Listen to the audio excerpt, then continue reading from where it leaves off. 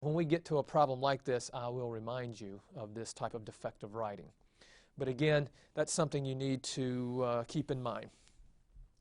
One last thing about the long vowels, the seire, the kamets, and the holum are not, usually they're not historic long vowels, and they're lengthening secondarily from short vowels. So usually when you see a seire, normally that's been lengthened secondarily from like a hirik, something like this.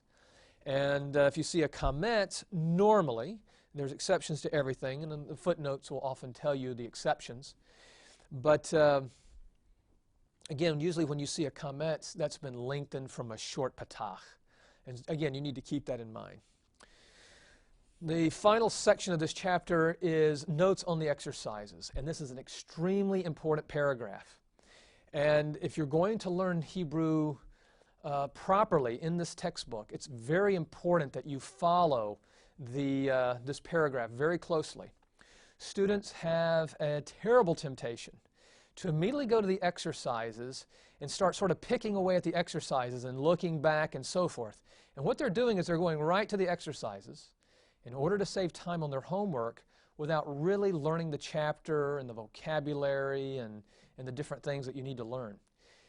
If you do that, you're going to be okay for about 4 or 5 chapters. But by the time you get to chapter 7, 8, 9, you will start a student meltdown.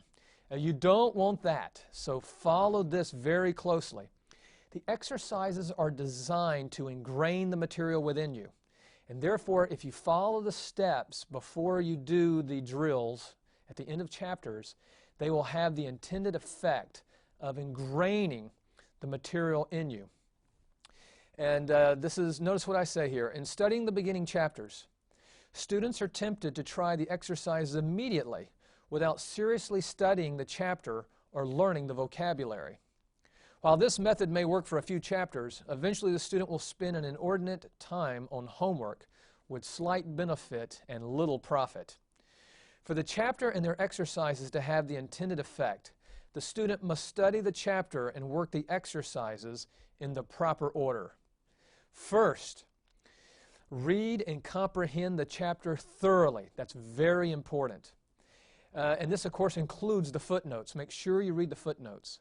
You should know the chapter so well that if your teacher were to ask you to basically do some recitation, to recite in class by asking you the questions at the end of the chapter, you should be able to give the answers to the questions at the end of the chapters without hesitation. You should know them. You should master those answers. Then I say, then master the vocabulary. Now, the first chapter will be without vocabulary, but starting in chapter 2, you'll get vocabulary. And then finally, you'll work the drills. The chapter carefully studied and the order properly followed, the exercises will have the intended effect of correcting mistakes and creating the proper habits to master the language.